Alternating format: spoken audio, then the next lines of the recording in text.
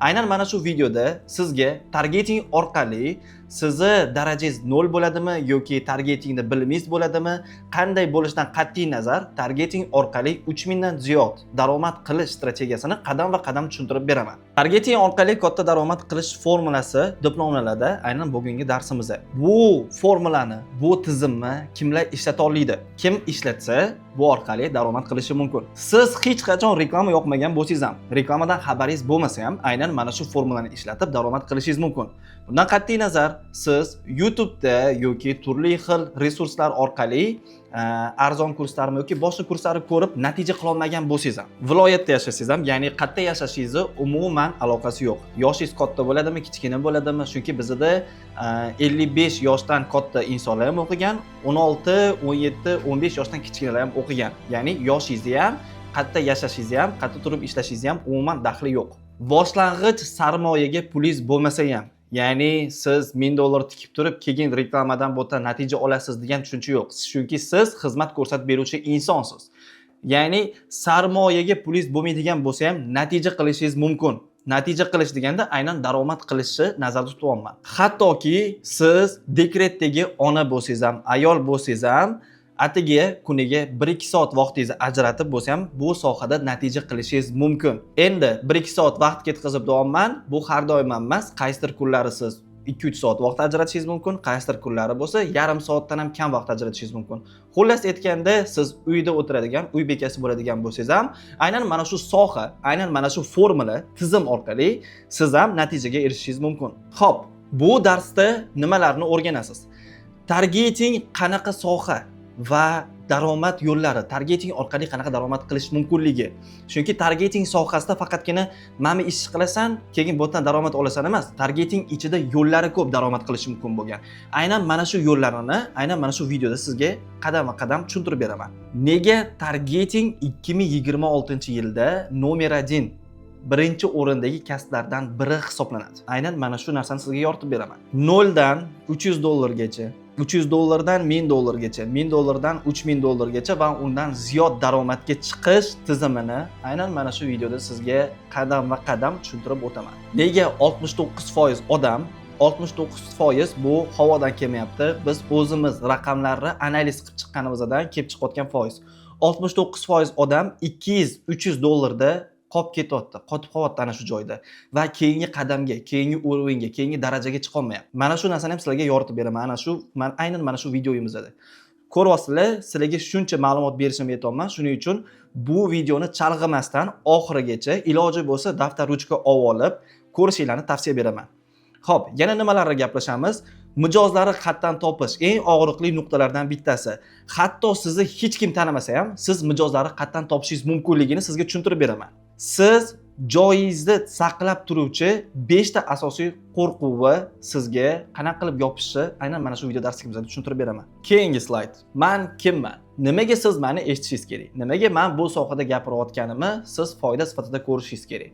Men ismim Kamoliddin Mamasodiqov. Ko'pchilik Kamol Digital taxallusi orqali tanishadi. 8 yildan beri aynan mana shu digital marketingda o'z faoliyatimni yuritib kelaman. Bundan tashqari o'zimni jamoam bor, raqamli deb nomlanadi. Raqamlining pozitsiyasi aynan mana shu targeting bo'yicha bizneslarga yordam berishga mo'ljallangan va aynan mana shu jamoamda 12 dan ziyod komanda a'zolari mavjud va biz birgalikda hozirda 21 ta loyiha bilan aktiv ishlab kelyapmiz va aynan ana shu loyihalarga sotuvlarini oshishida yordam berib kelyapmiz. Umumiy reklamaga $2 million dan ziyod pulni reklamada boshqarganman deganim bu ana shu bizneslarga ularga mijoz olib kelish uchun ishlatilgan budjetlarni to'g'ri reklamani ishlatishga yordam berganman. 2025-yilning o'zida 500 mingdan ziyod pul aynan reklamaga ishlatib, reklamada aynan boshqardim, ishlatdim degani bu endi ana shu bizneslar o'ziga investitsiya qildi. $500 ming ishlatib, aynan ana shu $500 ming kamida $3-4 million qilib olib chiqarib olishgan. $500 ming ishlatib, savdolarni oshirib, foydalarini oshirib, ishlab kelishyapti haligacha. Bizda hozirda misol uchun aytaylik, biz bilan 4 yildan beri ishlab keladigan loyihalarimiz ham bor. Ya'ni 4 yildan beri bizning xizmatimizga ishonib, biz bilan ishlab kelishadi. Orada boshqa targetologlar bilan ishlab ko'rishgan va yana baribir o'zimizga qaytib kelishgan, hozirda yana aktiv. Ya'ni bir necha yillardan beri bizga o'zini xizmatini topshirib keladigan loyihalar ham kam emas. Xo'p, 800 dan ziyod shogirdlarim bor. Aynan mana shu soha orqali stabil daromad qilib kelayotgan. Ular haqida ham hali yana to'xtalamiz. Ular qanaqa tizim ishlatayotgani, nima bo'layotgani, ularning daromadi qanaqa bo'layotgani bo'yicha sizlarga yoritib beraman. Endi hozirgacha nimalarga erishdim deydigan bo'lsak, bu olib chiqishi mumkin bo'lganlari, ko'rsatishi mumkin bo'lganlari o'zi mana shu video tayyorlayotganda yoki ijtimoiy tarmoqlar yuritayotganimizda ham o'zimni shaxsiy hayotimda bo'layotgan narsalarni olib chiqmaslikka ko'proq harakat qilaman. Chunki men akkauntimda ko'proq aynan sohaga taalluqli bo'lgan narsalarni ko'rsatishga harakat qilaman. Okey.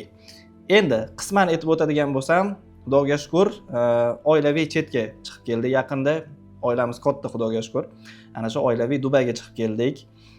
Bu yerda ekranda ko'rib turibsizlar, ikkita Gentra turibdi. Akamga Gentra sovg'a qilgandim. O'zimda ham Gentra bo'lardi u payt. Bu Gentralar ham hozir bitta Gentra Onyx ga aylangan, bitta Gentra Malibu ga aylangan. Bularning yoniga yana bitta Spark qo'shilgan. Opamga Hyundai sovg'a qilganman. Xullas, o'zimga mana rasmni ko'rib turibsizlar, Malibu sovg'a qilganman. O'zimga o'zim. Okey, odam o'zini o'zi xursand qilib turish kerak. Davom etamiz. Bugun sizga bermoqchi bo'lgan tizimim bo'yicha faqat menda emas natijalar. Ya'ni ko'rib turgan natijalar 3-4 ta mashina, chetlarga chiqish, qanchadir misol uchun 10 ming, 20 ming, 30 ming daromad. Bu faqatgina menda o'xshayotgan narsa emas. Bu o'zimni o'quvchilarimda ham o'xshab kelayotgan tizim. Bu to'g'ridan to'g'ri ishlab kelayotgan, natija berayotgan formula hisoblanadi. Aynan mana shu formulani sizga mana shu videoda beraman. Xo'p, bu tizim orqali, bu formula orqali siz nimaga erishasiz? Xo'p, bu tizim, bu formula orqali siz nima natijalar qila olasiz? 300 dan ziyod inson 0 dan $500 daromadga chiqishgan. Aynan mana shu tizim orqali. Oyga necha pul topasiz? 2000 dan ko'p. Brat, necha pul topasiz? Oyga 10 milliondan oshiq. Necha yoshsiz? 14 yosh. Necha pul topasiz? Xudo xolasa endi do'g'ri ertaga tushirsa $300 topaman. 1,5 ming orasida endi proyektlarga qarab. Necha pul topasiz? 4 million. 4 million, ha? Hozircha. Necha oydagi bu rezultat? 3 kun. 3 kun? Normalmi? Dekretda o'tirgan onalar, ayollar uyda o'tirgan holatda pul topishgan. Ikkinchi marta o'qishim, уже natijalar zo'r, o'zimda ham o'quvchilarim bor bo'ldi. 10 ta proyekt. Bir vaqt o'zingiz faqat. Ha, hozircha o'zim 200. Sredniy chekam 2000 ga chiqdim. Boshda kelganda $300, $400 dan boshlagandim. Rossiyada qurilishda ishlab yurgan bolalar bor. Aynan mana shu sohada O'zbekistonga qaytib, mana shu soha orqali daromad topisha boshlashgan. SM menejerlari bor, targeting sohasini o'zini xizmatiga qo'shib, xizmat summalarini 2, 3, 4 baravargacha xizmat summasini balandroq, qimmatroqqa sotishgan. Proyektni o'tgan oy 6 taga oshdi и заработок ham o'shanga yarasha 4 baravar ko'paydi. Da. B tochka shu 3x bo'ldi bitirayotgan paytim. A tochkadan 3x bo'ldi. A tochka. O'qiyotganim paytda o'zida $600 ga ham $700 ga ham proyektlar oldim. Bitirgandan keyin 1,5 minggacha proyekt olgan paytlarim ham bo'ldi. Turli xil kurslarda o'qib, natija qila olmasdan, aynan mana shu tizimni o'rganib, $1000 dan ziyod daromadga chiqishgan. Onlayn boshqa kursda o'qigandim sizdan oldin. Rosa hafsalamni pir qilishgan. Hozir ham 4 ta proyekt, lekin sredniy chek $500. Tadbirkorlar bo'lsa savdosini 2x dan 10x, ya'ni 2 baravardan 10 baravargacha yaxshilashgan. Onlayn magazin asos solganman. Unda оборот qanaqa? Target narxini ayta qoling. Bir oylik обороти hozir targetga sarflanayotgan pul 1,5-2 ming. Nimaligini tushunib, o'rganganimdan boshlab, tasavvur qiling, umuman begona sohadan kelib turib, o'sha ikkita proyekt ham olib yurg'izib ko'rdim. Aynan mana shu tizimni sizga bu videoda o'rgataman. Agar men o'zim bu sohaga qanaqa kirib qolganim qiziq bo'ladigan bo'lsa, men 2016-yilda Rossiyada o'qiganman. KSU kollejida, ya'ni kollej современного управления, zamonaviy boshqaruv kollejida o'qib kelganman Rossiyada. Xo'p, o'qishdan qaytganimdan keyin men 2017-2018-yillar orasida aynan mana shu soha bo'yicha stajirovka qilishni boshlaganman. Ya'ni tajriba olishni, o'rganishni va birinchi loyihalar olishni boshlaganman. Va men o'zimni qo'limga birinchi eng ko'p topgan pulim o'sha aytaylik, hozirgi yoshlarda bu summa misol uchun aytaylik $1000 dan ziyod bo'lishi mumkin. Endi meni yoshimda o'sha paytlarda misol uchun aytaylik bu 7-8 yil oldin birinchi $1000 topganim ham aynan mana shu digital marketing sohasida bo'lgan. birinchi o'sha eng ko'zga ko'rinadigan eng katta pulim ham aynan mana shu soha orqali bo'lgan. Bundan keyin Iqtidor School o'quv markazini ochganmiz. Bu yerda ham zamonaviy kasblar bo'yicha darslar berganmiz. Targeting, SMM, Google Ads, digital marketing sohalari bo'yicha o'qitishni boshlaganmiz. Va bu yerda 6-7 oy mobaynida yuzlab o'quvchilar o'qitganmiz. Aynan mana shu o'zimizning sohamiz bo'yicha, zamonaviy kasblar bo'yicha. Bundan tashqari o'zimni agentligimni ochganman, ya'ni jamoamni yig'ib aynan targeting bo'yicha, digital marketing bo'yicha xizmat ko'rsatishni boshlaganman. 15 ga yaqin bola hozirda komandada bor va aktivni bizneslarga o'zlarining xizmatlarini, o'zimizning xizmatimizni ko'rsatib kelamiz. Hozirgacha ishlagan loyihalarimdan bir qismini ekranda ko'rishingiz mumkin. Paynet, Imzo, Cambridge, Novastroy, Electronics, hozir bu Nexel bo'lgan, oldingi brendi Electronic edi. Paynet bilan ham 2 yilga yaqin ishlaganmiz. Imzo bilan ham yarim yildan ziyod vaqt ishlaganmiz. Xullas, кейsimda 100 dan ziyod loyihalar bor. Aynan mana shu targeting, digital marketing bo'yicha xizmat ko'rsatib, aytaylik har taraflama foyda keladigan ish qilganimiz. Ya'ni biznesmen ham biz bilan ishlab foyda ko'rgan, ularga xizmat ko'rsatib berib, biz o'zimiz ham daromad topganmiz. Bundan tashqari hozirda aktiv loyihalarimdan bittasi, ko'pchilik bilsa kerak, Strawberry House, Klubnikov shokoladi, ya'ni shokoladli qulupnaylar. Bu loyihada men shaxsan o'zim yuritaman, komanda a'zolari emas, o'zim yuritaman. Bu sohada ham, misol uchun aytaylik, bu yo'nalishda ham, bu loyihada ham men ular bilan dogovorim qanaqa bo'lgan, shartnomam, men aylanmadan foiz olaman. Foizlarim 0.7% dan 2% gacha olaman. Nimaga kam deydigan bo'lsanglar, chunki men aylanmadan pul olaman, aylanmadan foiz olaman. Daromaddan emas. Aylanmadan, misol uchun aytaylik, yaqinda chiqqan bitta summamiz, aytaylik, bitta loyihani o'zidan, aynan mana shu loyihani o'zidan 50 millionga 48-50 million atrofida bitta summa chiqyapti, ya'ni bitta oylik, ya'ni bitta loyihadan. Endi bunaqa loyihadan men o'zimda 4 tagacha, 5 tagacha loyiha olaman. O'zimni vaqtim yetishi uchun. Bu o'zimning loyihalarim bo'ladi. Bundan tashqari komandamizda 20 tadan ziyod loyihalar bor. Men o'zimga 4 tadan ko'p, 4-5 tadan ko'p loyiha olmayman. Nimaga? Chunki komandani boshqaruvi bor. Bu yerda o'quvchilarga vaqt ajratish kerak. Agar men pulga qiziqib bu yerda loyihalar ko'p olib qo'yadigan bo'lsam, o'quvchilarga vaqt yetmay qolishi mumkin. Shuning uchun men o'zimga 4-5 tadan ko'p loyiha olmayman ko'p holatlarda. Bu gaplarni aytishimdan maqsad bu isboti bilan aynan bitta loyihadan men misol uchun o'zim nech pul olayotganim va xuddi shunaqa loyihalardan siz ham olishingiz mumkinligi hozirgi paytgacha o'quvchilarim ham olib kelayotgani. Xo'p, mavzularga qaytamiz. O'rtacha har bir loyihamizda reklamaga oyiga $3000 dan $15000 gacha ishlatamiz. Bu bir oyiga.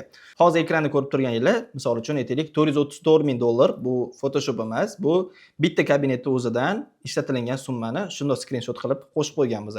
Gap orasida aytib o'taman, bu qaysidir chet el loyihasi emas, bu o'zimizdagi O'zbekistondagi loyiha. Ya'ni $500,000, $600,000 ishlatadigan loyihalar bor reklamasiga. Faqatgina u loyihalardan siz xabardor emassiz yoki hali qiziqmagansiz. Endi mana shu videolarni ko'rib, mana sohaga qiziqyapsiz. Endi siz misol uchun e'tibor berishingiz mumkin. Siz internetda ko'rayotgan reklamasi ko'p chiqayotgan kompaniyalar bor, qaysiki ular ham $10,000 dan kam ishlatmasligi mumkin oyiga reklamaga. Menda bu natijalarga erishish uchun 8 yil orasida vaqt ketdi. Targeting nima? Targeting reklamasi bu siz o'sha Instagramda o'tirganingizda, Facebookda o'tirganingizda chiqib keladigan reklama. Reels ko'rayotganingizda, tanishlaringizni storieslarini ko'rayotganingizda, kimdir mashinasini haydab ketayotganini, kimdir ovqat yeyotganini qo'yganda oradan chiqib keladi. Mebel reklama qiladi, konditsioner reklama qiladi, mashina sotayotganlar reklama qiladi. Ya'ni tepasiga e'tibor beradigan bo'lsangiz, agar Instagramingiz ingliz tilida bo'lsa sponsor degan yozuv bo'ladi, rus tilida bo'lsa reklama degan yozuv bo'ladi. Aynan mana shu reklama targeting reklamasi hisoblanadi.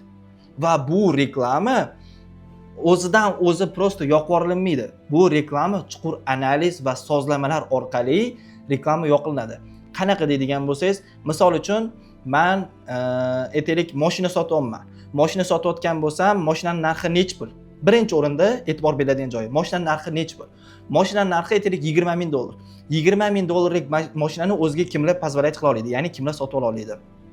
Xo'p, 24-25 yoshdan boshlab aytaylik 40 yosh oralig'idagi insonlar misol uchun aytaylik mana shu $20,000lik mashinani olishi mumkin.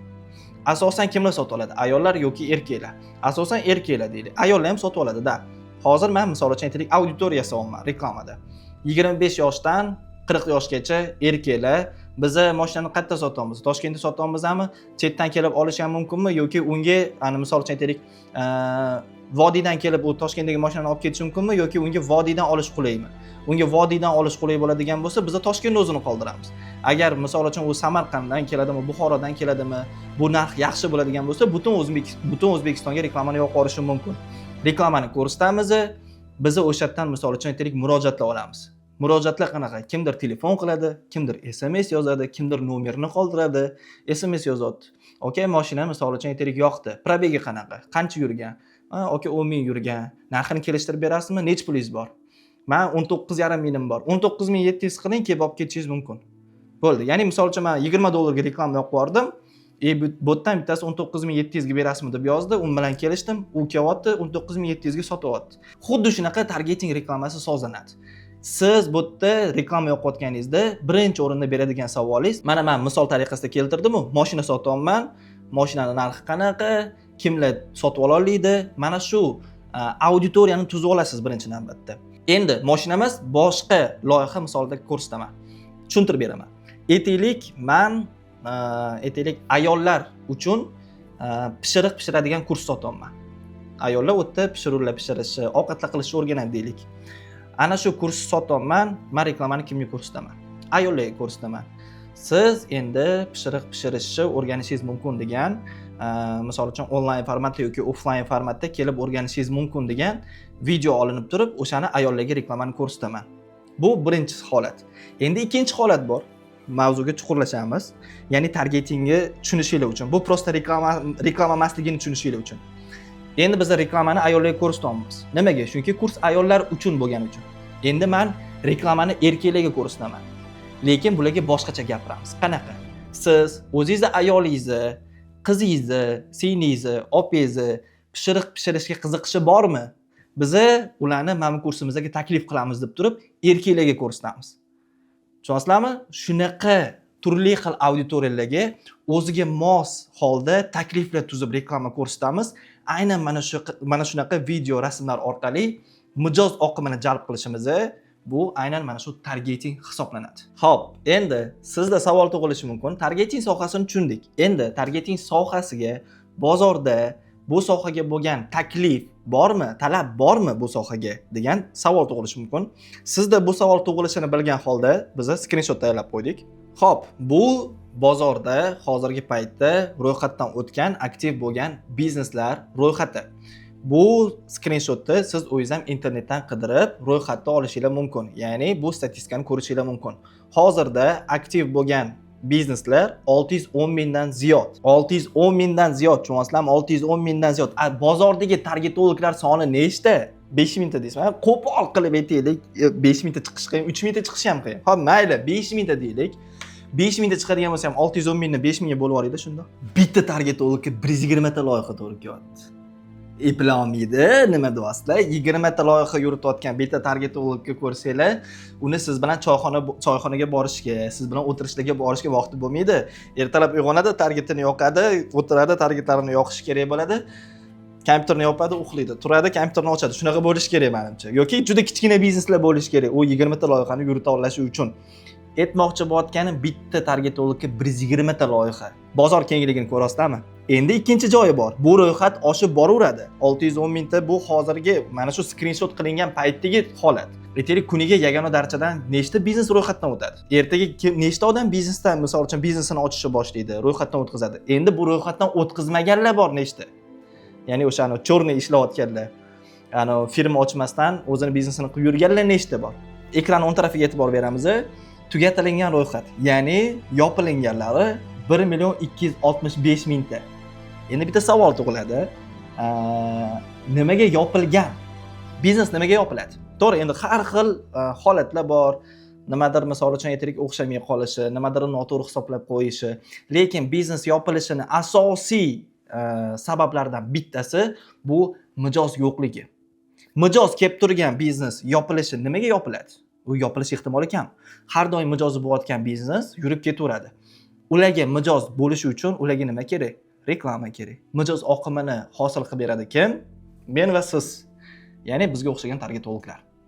Targetologlar, ya'ni bu yerda biznes ko'payadigan bo'lsa, targetologlarga yana bozorda ishlash uchun imkoniyatlar ko'payyapti degani. Bu savolingizga to'laqonli javob. Bozorda targetologga talab bormi degan savolingizga ortig'i bilan javob.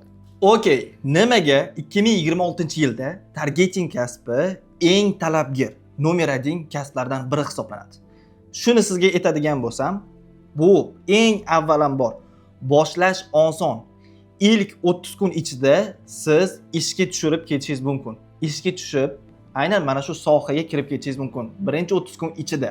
Ya'ni boshlash sizdan yarim yil, 1 yil vaqt olmaydi. Keyingi sabab katta tadbirkorlar bilan tanishish va birga ishlash imkoniyati. Misol uchun men ustoz Alisher aka Isayevni kuzatardim. Mana shuncha tadbirkorlarga biznes trening o'tadilar, raqamlarga tushadilar, shuncha ma'lumot beradilar, qanaqa masshtabdagi tadbirkor derdim. Mana Xudoga shukr 1,5-2 yildan beri ishlab xizmat ko'rsatib keldik. Yaqinda ulardan otziv ham oldim. O'zim akkauntimga qo'yilgandi. Mijoz oqimi ko'payib ketdi, sekin arxivga ham qo'yib qo'ydik u postni. Aytmoqchi bo'lganim, katta tadbirkorlar bilan tanishasiz. Bu tanishish sizga nima foyda olib keladi?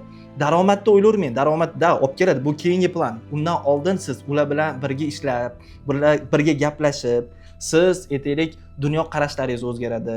Misol uchun aytaylik masshtabliroq fikrlashni o'rganasiz, biznesmencha fikrlashni o'rganasiz, bizneslarga tushishni o'rganasiz.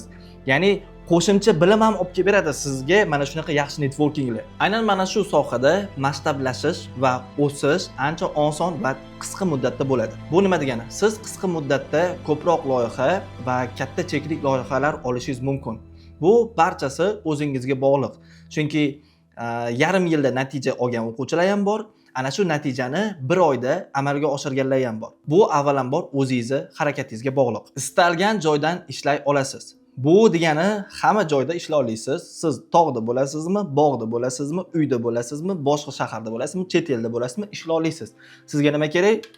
Kompyuter va Wi-Fi, internet kerak bo'ladi.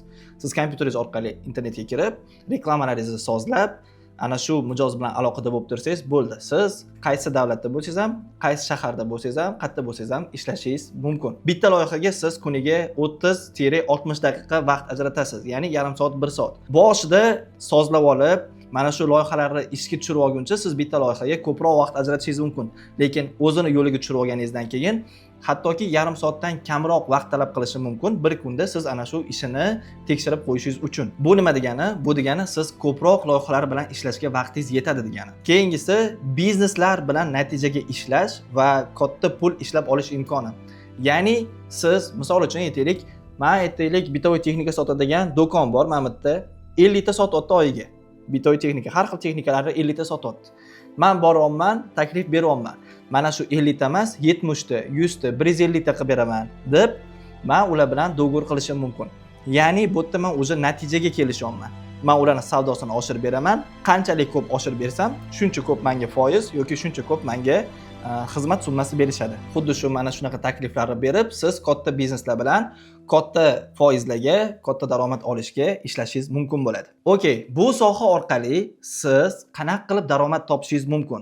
Hozir misol tariqasida keltirganimdek, siz boshqalarning savdosini oshirish uchun siz ularga xizmat ko'rsatib berish orqali daromad topishingiz mumkin.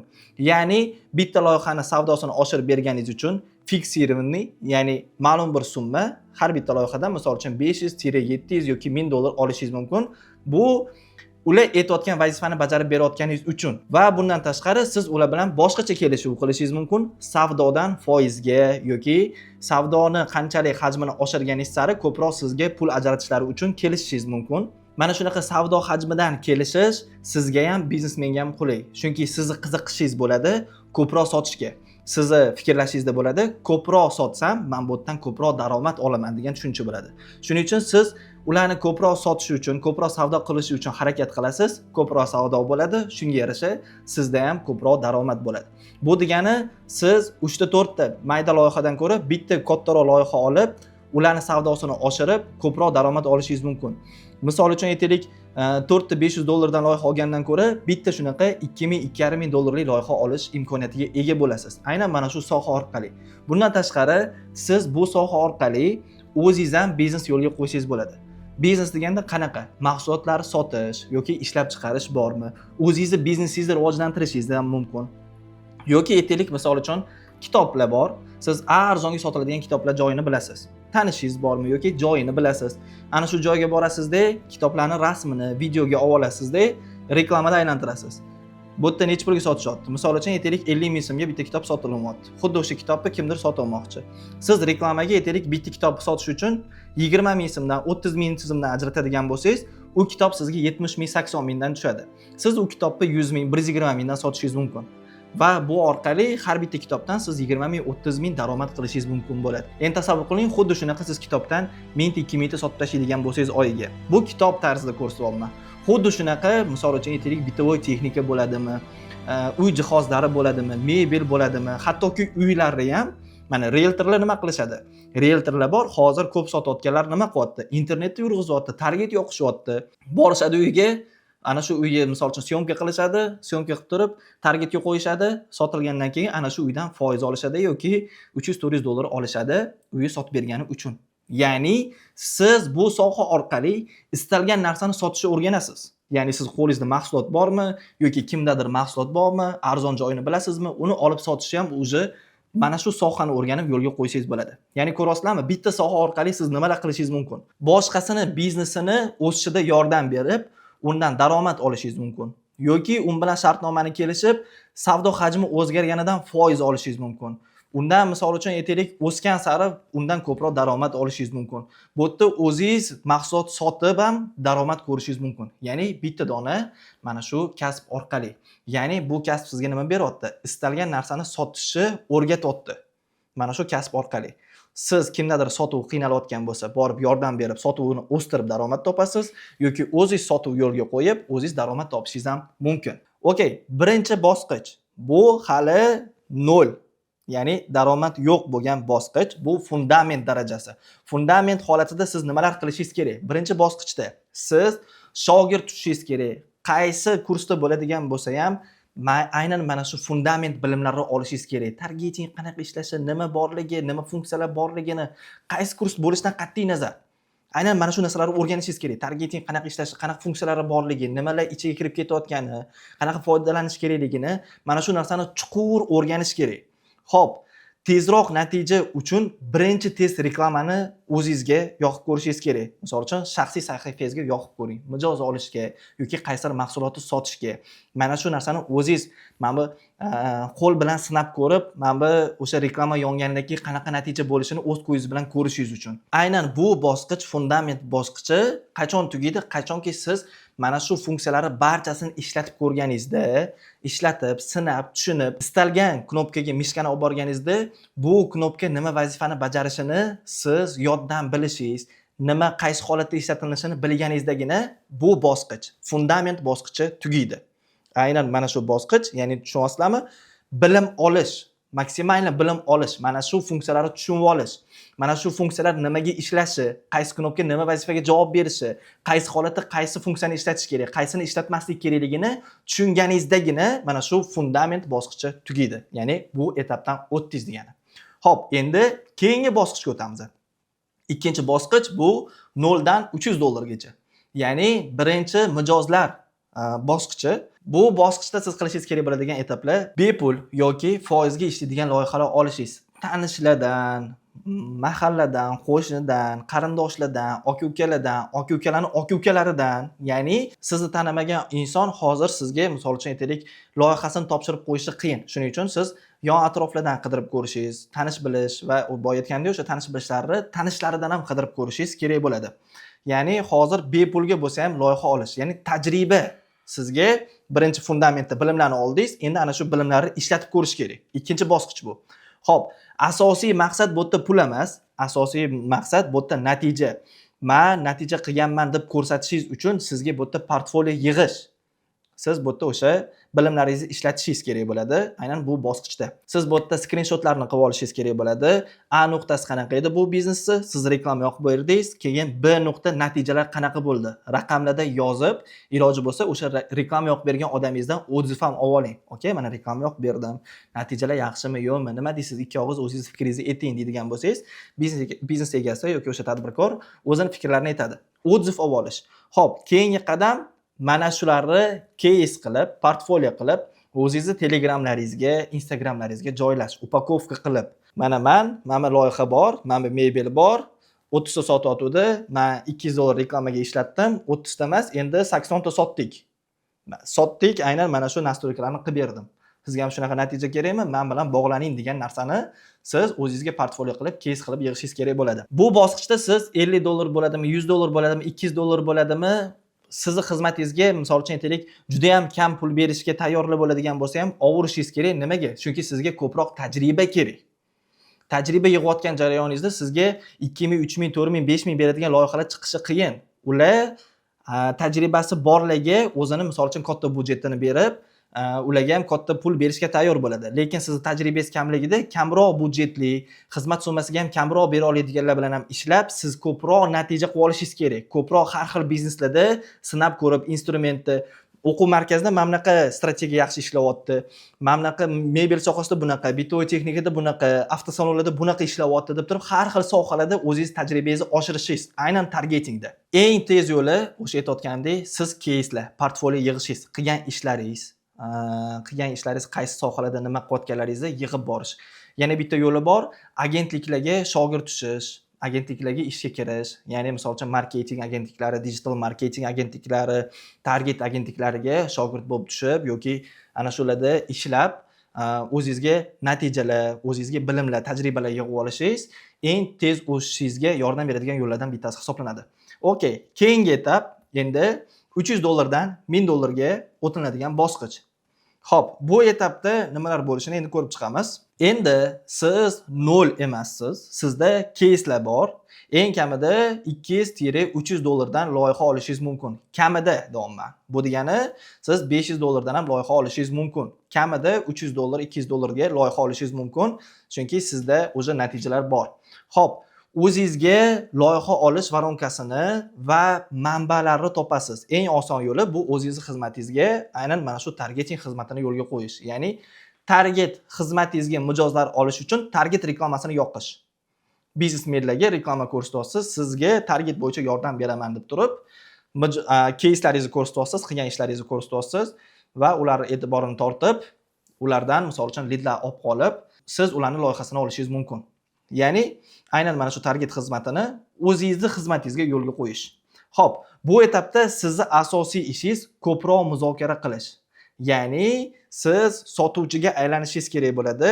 Biznesmenlar bilan, tadbirkorlar bilan qanaqa gaplashishingiz kerak, qanaqa переговорlar olib borishingiz kerak, qanaqa qilib xizmatingizni taklif qilishingiz kerak, qanaqa qilib ularga katta chek aytishingiz mumkinligi, xizmatingizni sota olishingizni ko'proq muzokara qilaveradigan bo'lsangiz, ertaga ishoning, misol uchun aytaylik, birinchi 5 ta, 7 ta, aytaylik birinchi 10 ta muzokarada aytaylik qo'pol qilib aytganda dodirash bo'ladi. Siz nima qanaqa gaplashishni bilmasligingiz mumkin, nima deyish kerak, qanaqa savol beradi, savollarga javob bera olmasligingiz mumkin. Lekin mana shu etaplardan o'tishingiz sizga qo'shimcha bilim beradi.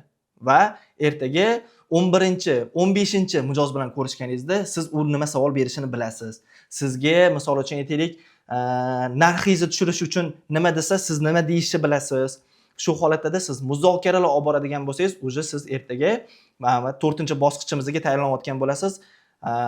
Summasi katta bo'lgan, reklamli budjetlar katta bo'lgan, xizmat summasiga katta pul berishga tayyor bo'lgan biznesmenlar bilan ko'rishganingizda siz qanaqa muzokara qilishni o'zi bilib olasiz. O'shaning uchun ko'proq muzokaralarga bu yerda e'tibor berishingiz maqsadga muvofiq bo'ladi. Endi bu yerda 4 ta loyihani men sizga $500 dan $400 dan demayman, $250 dan oladigan bo'lsangiz ham atiga 4 ta loyihani. Bu o'zi $1000 degan. Ya'ni atiga 4 ta dona loyiha $500 dan emas, $250 dan oladigan bo'lsangiz ham $1000 daromadga chiqishingiz mumkin. Atiga 4 ta loyiha bilan. Mijozlar sizga $300 bersa ham $3000lik, $5000lik ish qilib berishga harakat qiling. Ya'ni ko'proq mehr berishga harakat qiling. Chunki siz bu yerda bitta narsani tushuning, bu bosqichda siz ertaga katta summa berishga tayyor bo'layotgan mijozlarga siz tayyorlanyapsiz.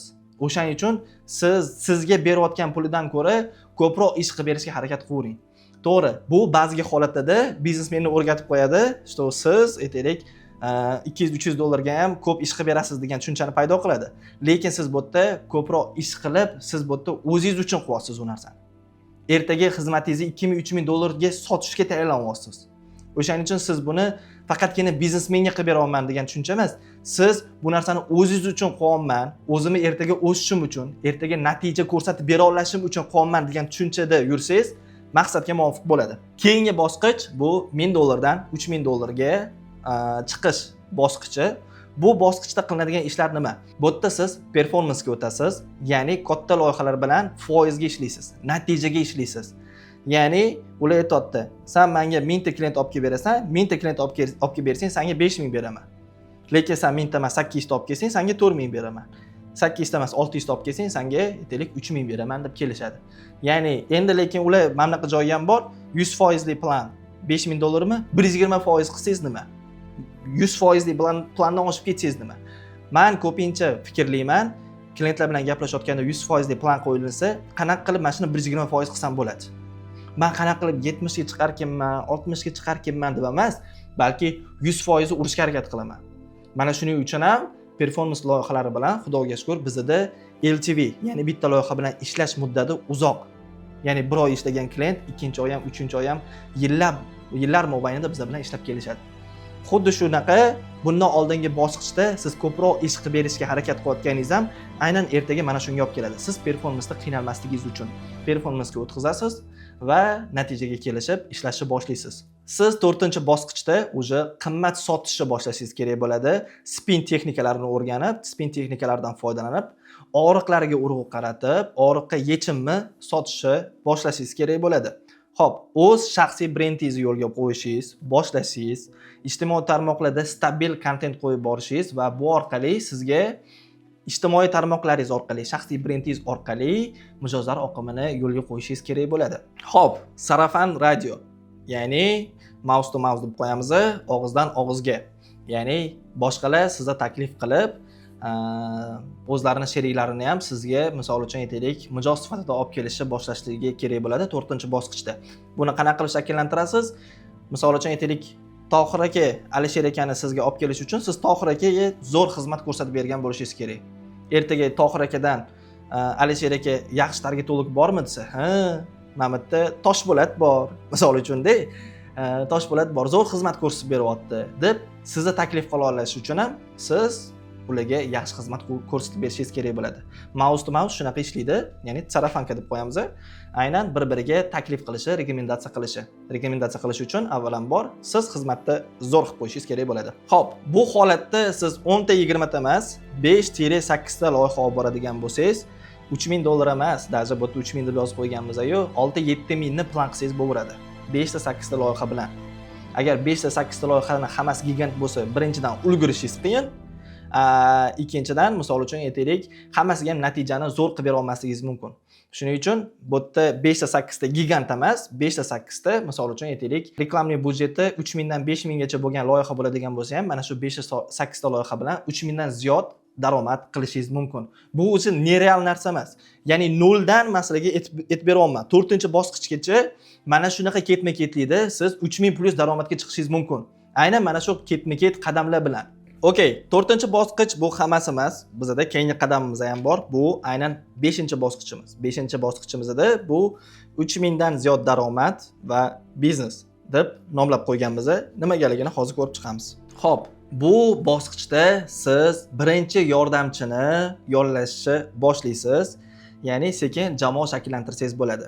Siz lichniy brendingizni yurityapsiz, yangi mijozlar oqimini hosil qilyapsiz va bu orqali sizga yangi mijozlar kirib kelyapti. Misol uchun siz aytaylik 5 ta loyiha yurityapsiz, ertalabdan kechgacha ishlayapsiz deylikda. Misol uchun katta loyihalarni yurityapsiz.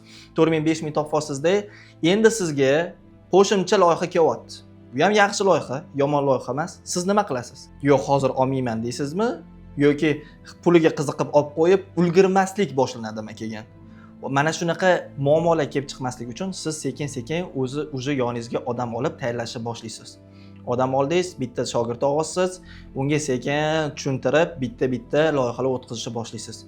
Yana bitta yordamchi olasiz, loyiha o'tkazishni boshlaysiz. O'zingiz bu yerdan yana yangi loyihalar olasiz yoki yangi loyihani o'sha misol uchun shogirdlaringiz tayyor bo'lgan bo'lsa, yangi loyihani to'g'ridan-to'g'ri ularga o'tkazsangiz ham bo'ladi. Freelansdagi agentlik qilishingiz mumkin. Ya'ni ofis olamanmi, yana endi ofis olib turib o'sha ofis arenda qilishim kerakmi? Yo'q, freelansda mas'uliyatli, yaxshi targetolog topadigan bo'lsangiz, bu yerda ana shu onlayn tarzda u uyda o'tirgan holatda, siz o'zingiz uyingizda o'tirgan holatda ishlayverasizlar.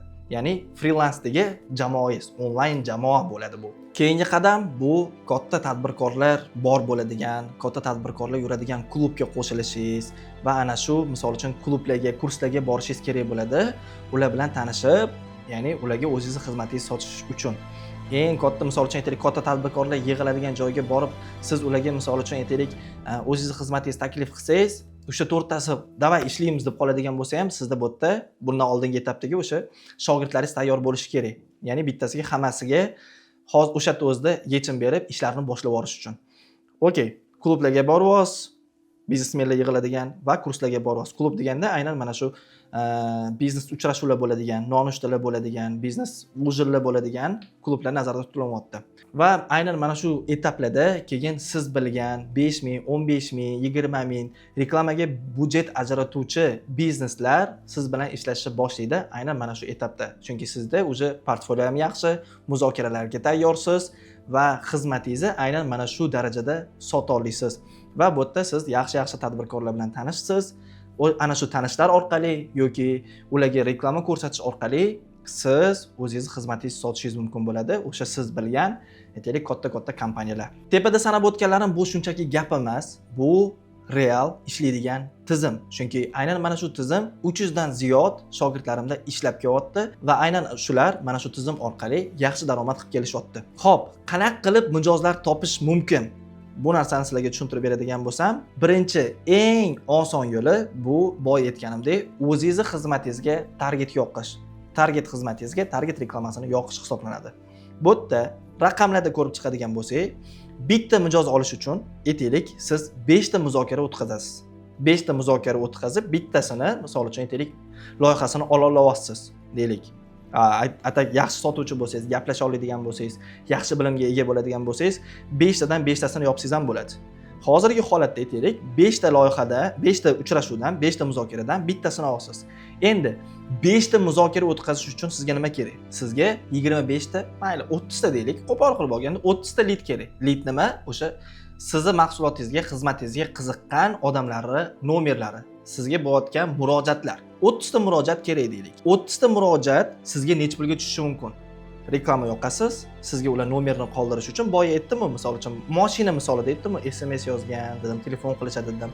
Xuddi shunaqa sizga 30 ta odam o'zini nomerini qoldirish uchun siz necha pul ketkazasiz? Misol uchun bu yerda hozir 25 ta lead $50 dan hisoblagan, $50 ga hisoblaganmiz, ya'ni bitta nomer qoldirishi $2 dan deb. Aytaylik 30 ta deylik, mayli. 5 ta muzokara qilish uchun sizga 30 ta lead kerak. 30 ta leadni mayli deb $3 dan oling, $90 bo'ladi. Mayli deb qo'pol qilib aytaylik, $100 ishlating reklamaga. Lekin $100 ishlatganingizdan keyin sizga har oy $300 berib turadigan loyiha olish uchun bir marta $100 ishlatib qo'yish yomonmi? Ya'ni men sizga aytsam, siz menga $100 bering, men sizga $300 lik loyiha beraman desam, siz menga $100 bergan bo'larmidingiz? Albatta. Nimaga? Chunki siz birinchi oy o'zida $200 foydadasiz va keyingi oylarda toza $300 sizga plus bo'lyapti, foyda bo'lyapti. Xuddi shunaqa tarzda sizga bitta mijoz kelishi $100 ga tushadigan bo'lsa ham, $100 ishlatib bitta klient oladigan bo'lsangiz ham, siz foydada bo'lasiz. Chunki $300, $500, $1000 ga loyiha olishingiz mumkin va u loyiha bilan faqatgina bir oy ishlamaysiz-ku, davomiy ishlab ketiladi. Bitta loyiha bilan o'rtacha 6 oy ishlaydigan bo'lsangiz ham, o'rtacha deylik, 6 oy ishlaydigan bo'lsangiz ham, $300 lik loyiha bo'lsa, bu degani bitta loyiha sizga 1800 olib kelyapti degani. $100 sizga 1700 foyda olib beryapti. Aynan targetologiya kursimda tugamas mijozlar oqimi kursini sizga bepulga sovg'a qilaman. Bu kursda nimalar bor? Xo'p, tugamas mijozlar oqimi kursining ichiga kirib ketadi. Qanaqa qilib hech qanaqa tajribasiz mijozlar olish mumkin? Instagram va Telegram profilingizni qanaqa upakovka qilishingiz kerak? Siz mutaxassis sifatida yangi mijozlar topish va jalb qilishni 32 ta yo'lini o'rgataman. o'z xizmatingizga target yoqishi, mijozlarga qanaqa taklif berish kerakligi, bloger va kanallardan reklama orqali qanaqa foydalanish, qanaqa qilib mijozlar oqimini hosil qilish mumkinligi, mijozlarga qanaqa qilib yozish kerakligi, qanaqa taklif berilish kerakligi, muzokara va etiket qoidalari, potensial mijozni qanaqa qilib yaxshi taassurot qoldirish mumkinligini, qimmat sotish texnikasi, aynan spin texnikasini, mijozlarga qanaqa qilib taklif berish mumkinligini, bir qancha usullarini va mijozlarga qanaqa narx aytish kerakligini, qanaqa narx chiqarib berish kerakligini va mijozlardagi e'tirozni qanaqa qilib yopish kerakligini aynan mana shu tugamas mijozlar oqimi kursida o'rgatilingan. Bu kursning asl narxi o'zi 3 million so'm. Targetologiya 3.0 ga qo'shilish orqali siz buni bepulga qo'lga kirityapsiz. Aynan mana shu kursni yo'lga qo'yishimizning sababi ko'pchilikda muammolardan, eng katta muammolardan bittasi bu o'zini xizmatini sotishda va mijoz topishda bo'lar ekan va bu kurs orqali sizda mijoz topish va mijozga o'z xizmatini sotishda, taklif berishda sizda muammo qolmaydi. Albatta, sizning harakatingiz bilan birgalikda. Va aynan mana shu kurs Targetologiya 3.0 kursimda bepulga sovg'a qilinadi. Bu sohaga siz kirib keladigan bo'lsangiz, bu sohaning ham o'ziga yarasha qiyinchiligi bor. Bu sohada, misol uchun aytaylik, siz hozirgi holatingiz har xil bo'lishi mumkin. Bu sohaga kirganingizdan keyin ham qiyinchilik bo'lishi mumkin. Bu hammasi etapdan o'tiladi. Men bu sohaga ham misol uchun aytaylik, bilimga ega bo'lib kirib qolmaganman. Har xil toshlarga urinib, har xil misol uchun aytaylik, boshim devorlarga urinib, keyin natijaga chiqilingan. Bu sohada yana bitta fakt aytib o'taman. Misol uchun siz menga nisbatan qanaqangidir tosh otadigan bo'lsangiz, negativ bildiradigan bo'lsangiz, men misol uchun aytaylik qanaqangidir asabim buzilmaydi. Men buni qanaqangidir to'g'rilashim kerak ekan, bu jihatimi yoki bu insonning fikri shunaqa ekan degan deb qabul qilaman. Lekin siz misol uchun aytaylik bu sohaga nisbatan kimnidir negativ bildiradigan bo'lsa, targeting bo'lmaydigan narsa, targeting nimadir deydigan bo'lsa, mana shu sohaga bo'lgan negativ bildirsa nimagadir asabim buzilib ketadi. Nimaga? Chunki bu sohaga bo'lgan mehrim meni boshqacha. Nimaga deydigan bo'lsangiz, men misol uchun aytaylik bu sohaga kirib kelayotgan paytimda, men oilada eng kichkina farzandman. Eng kichkina farzandni eng katta ответственностьlari, ya'ni mas'uliyati, javobgarligidan bittasi va mas'uliyat demasiga ham bor, orzu, maqsadlaridan bittasi eng kichkina farzandni ota-onasiga tezroq ko'rsatib qolish degan tushuncha bor. Ya'ni katta farzandga nisbatan eng kichkina farzandni ota-onasi bilan bo'lishi mumkin bo'lgan vaqti kamroq-da, ya'ni endi hammada har xil anaqa holat bo'ladi, lekin kichkina farzandni misol uchun aytaylik, ota-onamga ko'rsatay degan tushuncha unda tezroq bo'lishi kerak. Menda ham xuddi shunaqa tushuncha bo'lgan, ya'ni men eng kichkina farzandman. Men katta bo'lib, u institutni bitirib, qaysidir ishlarda ishlab, keyin men oila olishni boshlagunimcha ota-onam qarib qoladi degan tushuncha bo'lgan. Va mana shu narsa meni tinch qo'ymagan. O'ylanganman, nima qilsam bo'ladi? Aynan mana shu stajirovka o'tishlarim ham, stajirovkaga chidashim ham, men 1 yilga yaqin bir tiyin olmaganman bu sohada. Va aynan mana shu soha orqali men birinchi pullarimni topganim, maqsadlarimga erishganim uchun ham bu sohaga mehrim boshqacha. Birinchi misol uchun aytaylik, kompyuterda o'tirganlarimda, kompyuterda misol uchun bizneslarga yordam berish uchun nimalar qilishim mumkin ekan deb o'ylab yurgan paytlarimda ham misol uchun uyimdagilar kompyuter o'ynab o'tiraverasanmi, darsingni qil, boshqa qil, ishingni qil degan narsalarni aytishgan. Ularga tushuntirib bera olmaysiz qachongacha? Qachonki siz birinchi daromadingizni olib kelmaguningizcha. Keyin aynan mana shu soha orqali birinchi daromadimni olib kelganimdan keyin hamma erkaklarda bor menimcha bu narsa, daromadini topganida pul bilan nima? 4 ta non olinadi yoki uyga o'sha bozorlik qilinadi. O'sha 4 ta nonni olib pul bilan uyga borganimdagina keyin mendan so'rashgan, "To'xta, sen o'zi nima ish qilyapsan? Nima bo'lyapti? Qayerdan olding pulni?" degan savollar berilgan. Aynan mana shu soha orqali men Xudoga shukr ota-onamga narsalar ko'rsatib, o'sha orzu havaslarini amalga oshirib kelyapman. Shu uchun ham bu sohaga meni mehrim boshqacha. Nafaqat ota-onamga, balki o'zimning maqsadlarimga. Malibu olish, menda u tasavvur qiling, cho'nchingiz $100 yo, Malibu olish qanaqa qilib degan narsa miyangizga sig'ishi qiyin-da. Lekin bu soha sababchi bo'lyapti. Aynan mana shu narsalarga erishishimga, o'zimning orzularimga erishishimga, xohlagan paytimda uyg'onib, xohlagan paytimda uxlashimga, xohlagan joyimga borishimga, istalgan davlatga borib turib ishimni davom ettira olayman. Xohlagan joyimga borib ovqatlana olayman. O'zimni Xudoga shukr, misol uchun aytaylik, farzandimni chasning yaxshi boqchalarga bera olayman. Bu o'shaning uchun ham mana shu soha orqali bo'layotgan uchun ham bu sohaga bo'lgan mehrim boshqacha. Men misol uchun aytaylik, o'sha 0 darajadan kirganman. Meni o'zimni ham qo'limdan kimdir ushab turib, bittalab o'rgatmagan. Bu imkoniyat sizda ko'proq nimaga? Chunki hozirgi holatda sizni qo'lingizdan ushlab o'rgatadigan insonlar bor. Ya'ni bu sohada misol uchun menga o'xshab sizga o'rgatishi mumkin bo'lgan insonlar bor. Lekin men bu bozorga kirganimda o'rgatishmagan, hattoki Ads Manager'ga kirib reklama yoqasan degan gapni aytishmagan. Pul berishga tayyor edim, qatdan reklama yoqishni bilish uchun. Lekin mana shu narsani menda hattoki aytishmagan. Bu sohada o'sha urilib 8 yilda erishgan narsamni men mana shu videomizni boshida aytdim. 8 yilda erishgan narsamga siz voqliroq erishishingiz mumkin deb. Sababi sizda menga o'xshagan ustozlar bor. Menga o'xshagan, misol uchun sizda kuratorlar bor. Menga o'xshagan sizga bilim beruvchi insonlar bor. O'shaning uchun siz bu natijaga erishishingiz ancha tezroq bo'ladi. Siz qayerda bo'lishingizdan qat'iy nazar, yoshingiz nechida bo'lishidan qat'iy nazar, maqsadlaringiz bormi, ambitsiya bormi, nimagadir erishish havas, orzusi, maqsadi bormi, siz qanaqa qilishni bilmayapsizmi? Bu sizga boshlash uchun va mana shu joyda davom etish uchun eng yaxshi yo'llardan bittasi. Men o'zim hikoyam xuddi shunaqa. Ya'ni aytaylik, maktabni zo'rg'a bitirgan bola mana shu kasb orqali nimalargadir erishib yuribdi. Mana shu kasb orqali, mana shu soha orqali o'zini yaqinlariga, o'ziga, avvalambor o'ziga, keyin o'zini yaqinlariga yordam berib, maqsadlariga, orzulariga erishib yurgan inson sifatida o'zim hikoyamni yozib qo'yaman. Endi sizga bitta savol beraman. Siz ham o'zingizni hikoyangizni yozishga tayyormisiz? Aynan siz ham natijalarga erishish, mana shu soha orqali nimalargadir erishish, aynan mana shu sohani chuqur o'rganish va bizneslarga yordam berish orqali o'zingizdan daromad topishni xohlaydigan bo'lsangiz, sizga taklif qiladigan narsam bu Targetologiya 3.0 kursim. Qaysiki Targetologiya 2.0, 1.0 orqali o'quvchilarimiz yaxshi natijaga erishib, yaxshi daromad qilib kelayotgan kursimizni mana hozir 3.0 ga start berish arafasida turibmiz. Bu kurs orqali siz nimalarga erishasiz? Aynan Targetologiya 3.0 kursiga siz to'lov qilishingiz bilan sizga sirazi kursga dostуп ochilinadi va sizga kurator biriktiriladi. Endi sizda qo'rquv bo'lishi mumkin. Qanaqa qo'rquvlar deydigan bo'lsa, men allaqachon kursda o'qidim, xohlaganimdek natija bo'lmadi deyishingiz mumkin. Bu holatda sizga biza kafolat, garantiya bera olamiz.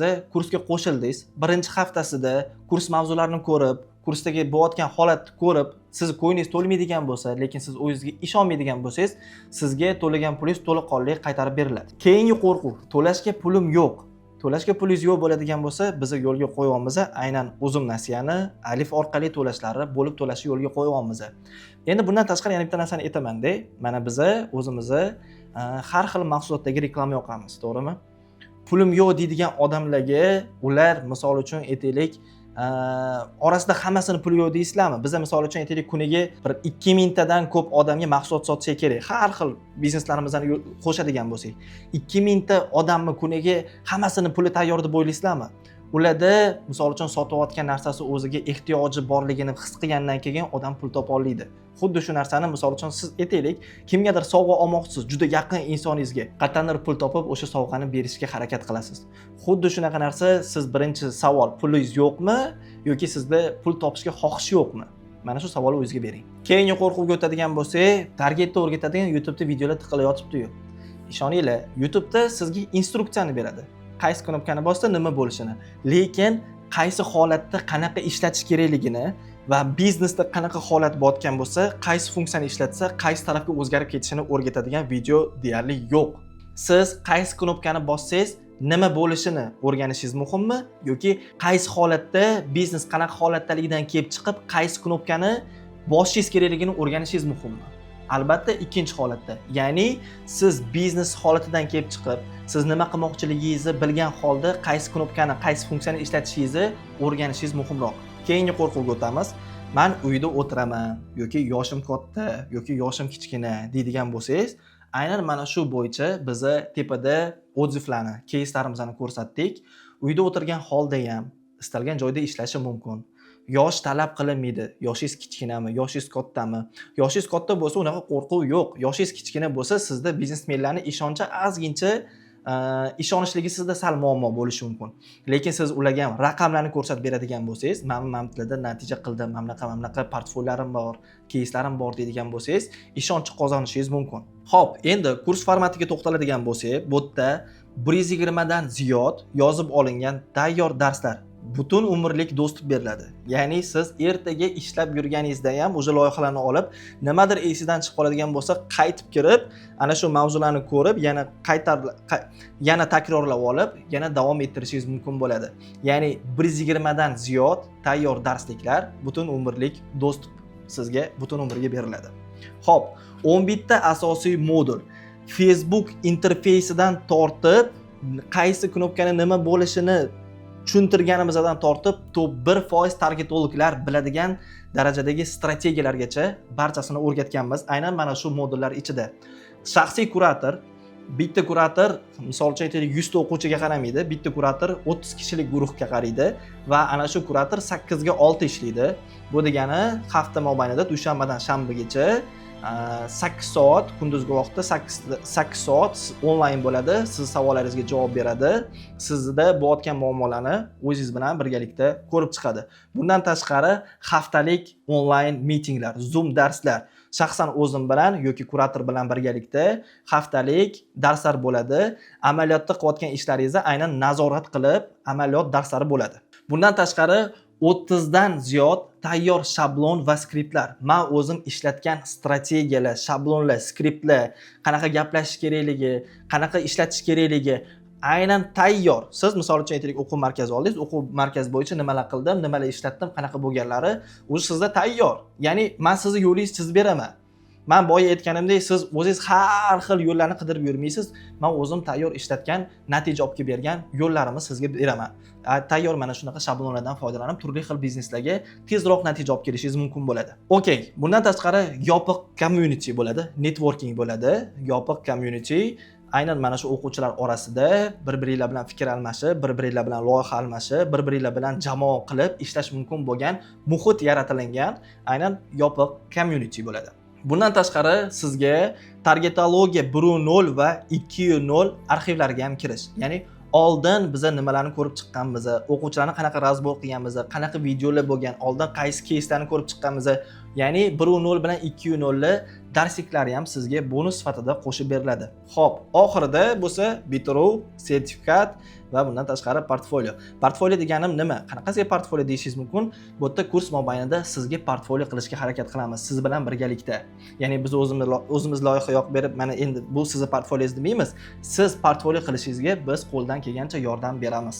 Xo'p, kursimizda bo'ladigan mavzular. Birinchi modul bu tezkor start, ya'ni siz tezroq natijaga chiqishingiz uchun biz boshida faqatgina instruksiya beramiz emas, balki tezroq siz start olishingiz uchun, tezroq boshlashingiz uchun kerakli mavzularni, darslarni qo'shganmiz. Birinchi modul tezkor start, ya'ni o'sha Meta, Facebook bilan tanishtiruv, Ads Manager bilan tanishtirish, to'g'ri auditoriyalar tanlash, tezroq reklama yoqishingiz uchun sizga kerakli bo'ladigan funksiyalarni tushuntirib o'tganmiz. Keyingi modulimiz, ikkinchi modulimiz bu aynan Facebookingizni siz reklama yoqishga tayyorlashingiz. Ya'ni siz reklamani sirasi kelib turib yoqib yuborishingiz muammo bo'lishi mumkin yoki reklama yoqa olmasligingiz ham mumkin. Aynan o'shaning uchun bu yerda reklama yoqish uchun nimalar qilinish kerak, qanaqa kabinetlar ochish kerak, nimalarga e'tibor berish kerakligi bo'yicha darsliklar bo'ladi. Bu yerda o'sha reklama yoqayotganda soliqlari bor. Ana shu soliqlarni to'lamaslik uchun nima qilish kerak? Xo'p, keyingi modulimiz bo'lsa, bu 3-modul aynan auditoriyalar bo'yicha. To'laqonli qanaqa auditoriya yasash kerakligi, siz qanaqa odamga reklama ko'rsatmoqchiligi, sizga reklamangizni ko'rganga qaytadan reklama ko'rsatish, sizda telefon nomerlari bor bo'lgan odamlarga reklama ko'rsatish, sizni auditoriyangizga o'xshagan auditoriyani yasash, sizni obunachilaringizga reklama ko'rsatish yoki ularga umuman ko'rsatmaslik. Umumiy auditoriyaga taalluqli bo'lgan barcha narsalar aynan mana shu modulimizda o'rgatilgan. 4-modulimizda bo'lsa, pul olib keluvchi auditoriyalar. Pul olib keluvchi auditoriyalarni qanaqa yasaymiz, qayerdan olinadi, nimalar bo'ladi? Aynan mana shu narsalarga chuqurlashamiz. 5-modulda bo'lsa, reklama maqsadlari. Siz reklama orqali nima olmoqchisiz? Sizga odamlar telefon qilishsinmi, SMS yozishsinmi? Sizga deganda siz o'zingiz biznesingizga yoki o'sha mijozingiz biznesiga qanaqa yo'l bilan sotuv bo'lishidan kelib chiqib reklama maqsadi tanlanadi. O'sha SMS orqalimi, telefon nomeri orqalimi yoki telefon qilish orqalimi, veb-sayt orqalimi? Mana shu barcha yo'llarini aynan mana shu 5-modulimizda ko'rib chiqamiz. 6-modulga to'xtaladigan bo'lsak, sayt uchun reklama yoqish va konversiyalar. Veb-sayt orqali qanaqa qilib lidlar olish mumkin? Veb-sayt orqali qanaqa qilib retargetlar qilish mumkin? Veb-sayt orqali lidlar sifatini oshirish bo'yicha aynan mana shu 6-modulimizda to'xtalamiz. 7-modul kreativlar.